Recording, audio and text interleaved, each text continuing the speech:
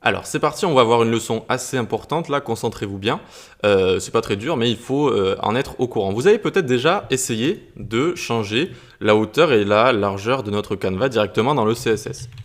Alors on peut changer, par exemple, voilà, je mets 500 en largeur et en hauteur, je mets 200. Mais patatras, ça va faire n'importe quoi. Regardez, c'est complètement déformé.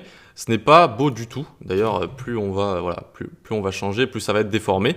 Ça ne va pas du tout. Pourquoi? Parce qu'en fait, de base, le canvas, c'est un objet JS avec des attributs, d'accord, si vous voulez, des caractéristiques. Et donc, les caractéristiques de base, c'est 300 pixels de largeur et 150 pixels de hauteur.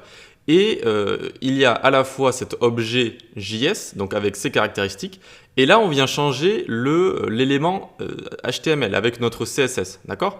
Donc notre objet JS, il a des attributs définis, et nous on vient chambouler tout ça en le forçant à s'étirer en CSS, si vous voulez, d'accord? Et donc ce n'est pas la bonne solution d'aller directement hardcoder comme ça en CSS en rajoutant des pixels, tout simplement donc ça va déformer notre objet JS. Ok? Donc par contre, on va pouvoir changer ces valeurs directement dans notre JS pour que le ratio soit toujours correct et que nos créations gardent finalement les mêmes dimensions dans notre canvas.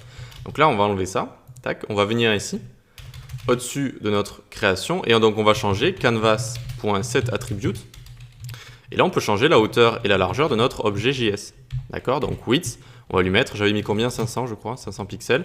Là je fais Maj, Alt, flèche du bas, hop, ça va dupliquer et j'avais mis 200 en hauteur.